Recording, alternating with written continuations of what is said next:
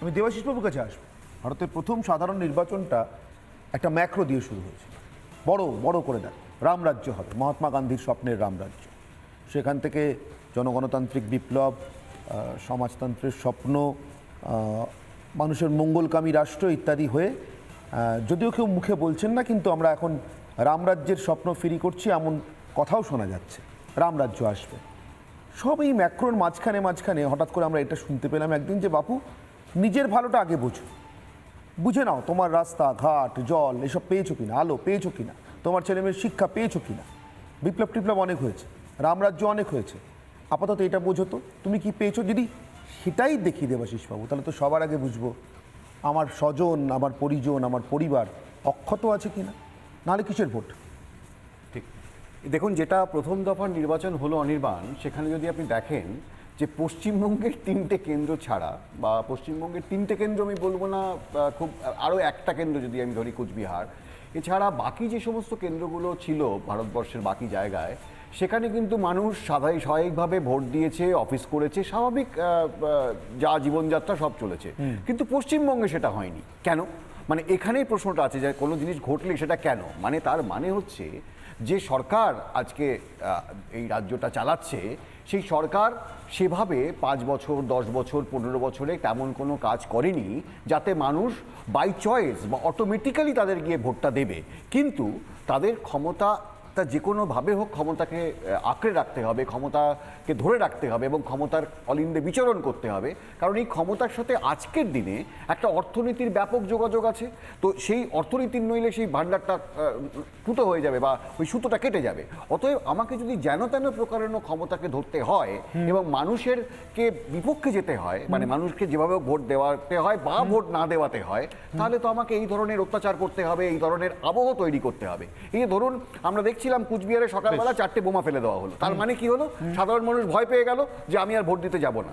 মানে এই যে আবহটা তৈরি করছে, সাধারণ মানুষ যদি ভোট দিতে যায় তাহলে হয়তো রেজাল্ট অন্যরকম হয়ে যাবে, ওনাদের ক্ষমতা থেকে চলে যাবে। মানে ব্যাপারটা অনেকটা ওই ডাকছি এসো বসো, আমি আছি, গিন্নি আছেন আর আছেন 4 ছেলে, সবাই মিলে কামড়ে দেবো মিথ্যে অমন ভয় পেলে। তোমার ভালো করব, তোমার সত্যিই ভালো চাই, কিন্তু তোমাকে পিটিয়ে তোমার ভালো করতে চাই।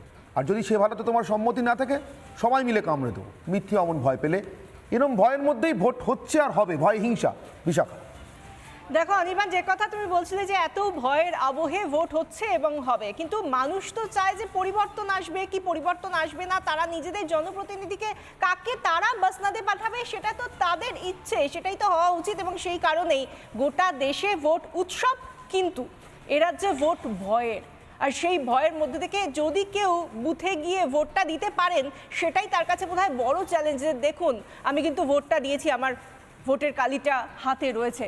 এই জায়গা থেকেই আমাদের সঙ্গে আজকে এই মুহূর্তে আমার সঙ্গে যারা রয়েছেন তাদের সঙ্গে একটু কথা বলে নেব। আজকে আমার সঙ্গে রয়েছেন অর্চনা মজুমদার, বিজেপি মুখপাত্র, এবং রয়েছেন আমাদের সঙ্গে আইএসএফ নেতা শামসুর আলী মল্লিক। আপনাদের দুজনকেই স্বাগত জানাই। আমরা যে বিষয়টা নিয়ে প্রথমেই অর্চনাদির কাছে যাব। অর্চনাদি, আমরা যেটা দেখলাম যে একদিকে 100% বুথে সেন্ট্রাল ফোর্স রইল, কিন্তু কোথাও গিয়ে একটা তালমেল হলো না, অর্থাৎ পুলিশ এবং সেন্ট্রাল ফোর্স তাদের মধ্যে যে কোঅর্ডিনেশন থাকার কথা, সেন্ট্রাল ফোর্স থেকেও এত হিংসা। এবং স্বাভাবিকভাবেই শাসক দলের তরফ থেকে বলা হচ্ছে সবটাই তো এখন নির্বাচন কমিশনের হাতে, কিন্তু সত্যিই কি তাই? প্রশাসন তো রাজ্যের প্রশাসন সবটাই দেখছে, এবং এত কিছু হয়ে গেল, এত হিংসা, তার মধ্যেও বাংলা থেকে রক্তপাত বন্ধ করা গেল না এত ব্যবস্থা নেওয়ার পরেও। দেখুন, নির্বাচন commission, election commission of India, তারা আমাদের এশিওর করেছেন ভোট অবাধ হবে, শান্তিপূর্ণ হবে, মানুষ ভোট দিতে পারবে। কিন্তু পশ্চিমবঙ্গের ভোট সারা ভারতবর্ষের ভোটের নিরিখে একদম আলাদা, সেটা অতীত বলবে। বর্তমানে আমাদের ওয়েস্ট বেঙ্গলের জন্য 7 দফায় ভোট হচ্ছে, আমাদের ওয়েস্ট বেঙ্গলের জন্য প্রচুর সেন্ট্রাল ফোর্স মোতায়েন করছে। কিন্তু আমরা সাধারণ যারা গ্রাউন্ডে ভোটের কাজ করছি, আমরা দেখছি হিংসা, মানে একটা বিরোধী রাজনীতি যারা করে তাদের ভোটের প্রচার না করতে দেওয়া, তাদের কেন্দ্রে নানা ধরনের ভয় আতঙ্ক ভোটারদের মধ্যে তৈরি করে ভোট যাতে না দিতে পারে সেই প্রবণতা, এবং জায়গায় জায়গায় যেভাবে আপনারা দেখাচ্ছেন বোম বন্দুক বারুদ এইসব বেরোচ্ছে, সব মিলিয়ে পশ্চিমবঙ্গ ভালো জায়গায় নেই। এইবার আমি বলবো কেন হচ্ছে না, আপনি যে প্রশ্নটা আমায় করলেন। ইলেকশন কমিশনকে তার নিজের ইন্টেলিজেন্স, নিজের দায়িত্বে দেখে নিতে হবে। কেন্দ্রীয় পুলিশকে আপনার রাজ্য পুলিশ একটা ছোট জায়গা দেখালো। আমি বসিরহাটে কাজ করি, বসিরহাট শহরে তাদের ক্যাম্প হয়েছে, প্রচুর বাহিনী সেখানে রয়েছে, অথচ বসিরহাট একটা বড় জায়গা, সুন্দরবন থেকে শুরু করে এদিকে টাকি, এদিকে শামশেরগঞ্জ, মানে বিশাল বড়। ঠিক সেই জায়গাটা তারা জিজ্ঞাসা route করবো। march করে, সকালে আসে। হ্যাঁ, এইটাই route march এইটাই যে করে। রুট মার্চ করা মানে কিন্তু- কি এরিয়া ডমিনেশন, মানুষকে কনফিডেন্সে না, নেওয়া। কিন্তু না। সমস্ত বুথে যদি 100% বাহিনী থাকে তাহলে কি মানুষকে আপনাকে- কনফিডেন্সে নেওয়া যাচ্ছে? তাদেরকে কি সিকিউরিটি দেওয়া আমি যাচ্ছে? সেটাই বলছি, সেখানে নির্বাচন কমিশনের দায়িত্ব সেন্ট্রাল ফোর্সকে ডিপ্লয় করা। হ্যাঁ। নির্বাচন কমিশন সেটা করতে ব্যর্থ হচ্ছে। ঠিক এই জায়গা থেকে আমি শামসুর আলী মল্লিকের কাছে আসবো। এক সেকেন্ড, আমি তার কাছে আসবো যে এরপরে তো আরো 6 দফা নির্বাচন রয়েছে, এরপরে কি হবে? একটা কথা বলা হয় যে মর্নিং শোজ দ্য ডে, এরপরে কি আরো যেরকম ভাবে গরম বাড়ছে সেরকম ভাবে কি ভোটের উত্তাপও আরো বাড়বে এই ভায়োলেন্সের নিরিখে? দেখুন, আমি বলতে চাই, যেটা আপনার কথার সঙ্গে মিলিয়ে বলছি, কোচবিহারে বোধহয় সন্ত্রাস কোচে উঠেছেন, আর সেই সন্ত্রাসকে নিয়ে কোচ এবার গোটা বাংলায় বিহার করবে। সন্ত্রাস কোচবিহারে কোচে উঠেছেন, আর সেই কোচ গোটা বাংলাতে সন্ত্রাস করে বেড়াবে। আমার মনে হচ্ছে এই সন্ত্রাসের গোড়া বন্ধ করা যেত। রাজ্য সরকারের তো অনিচ্ছা আছেই, শাসক দলের তো অনিচ্ছা আছেই।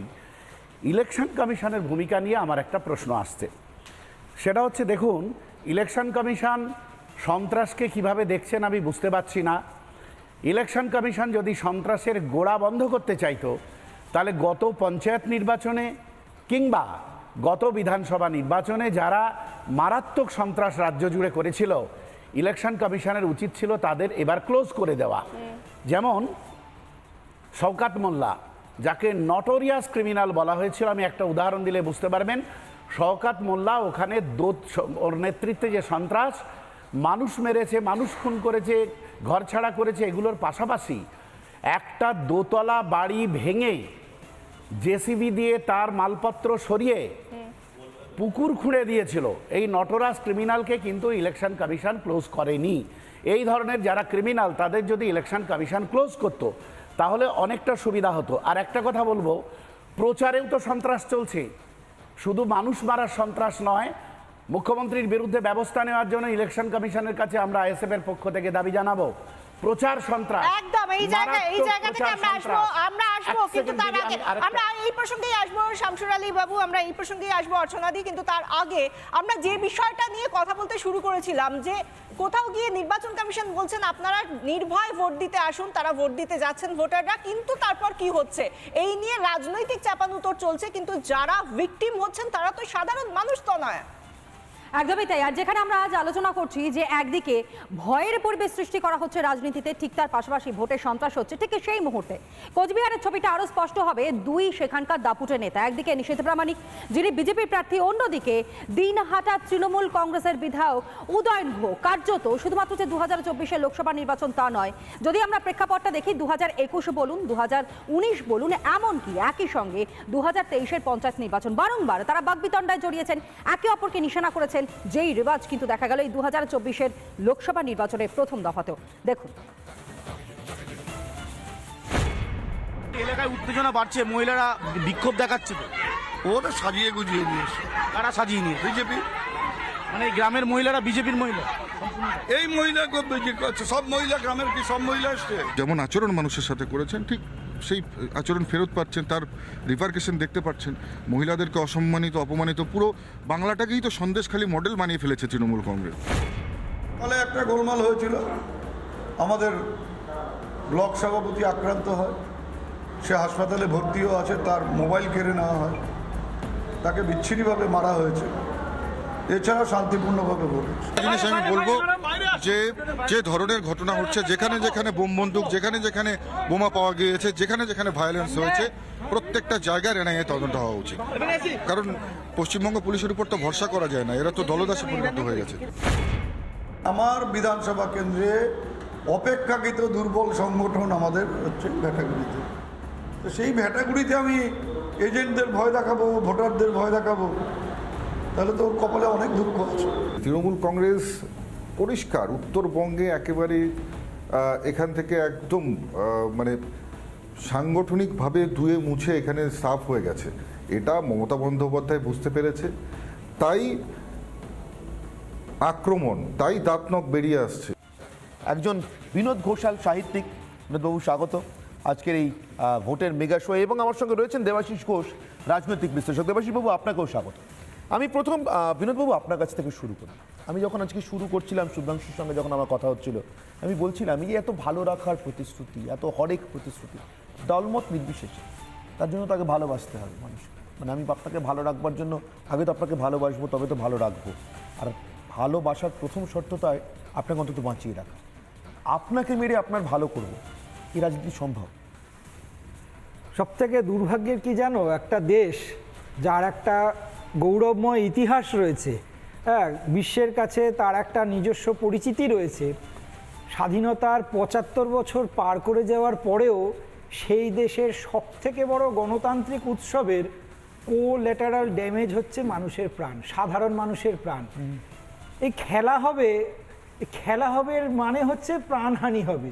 এর থেকে লজ্জার একজন সাধারণ নাগরিক হিসেবে আমার কাছে বোধহয় আর দ্বিতীয়টি নেই। অর্থাৎ ধরেই নেওয়া হয় যে ভোট আসছে মানে, সেটা যে কোনো ভোট, সেটা একটু আগে সন্তুর কাছ থেকে আমি শুনছিলাম যে পরিসংখ্যান, এটা আসলে আমাদের ভারতবর্ষের লজ্জার পরিসংখ্যান, ভারতবর্ষের মাথা হেট হয়ে যাওয়ার পরিসংখ্যান। একটা ভোট আসা মানেই কি প্রাণহানি হবে, এটা ধরেই নেওয়া হচ্ছে। এটা তুমি আমি যে কোনো রাজনৈতিক নেতা থেকে আমলা থেকে সমস্ত মানুষ ধরেই নেয় কিছু মানুষের প্রাণহানি হবে। কেন আমরা একটা স্বাধীন দেশে একটা সুস্থ সামাজিক মানে পরিবেশে আমরা বাঁচার আশা দেখি, সেখানে ধরে নিতে হবে যে একটা ভোট আসছে মানে কিছু মানুষের প্রাণ যাবে? এর থেকে দুর্ভাগ্যের বোধহয় আমার কাছে আর এই মুহূর্তে আর কিচ্ছু নেই।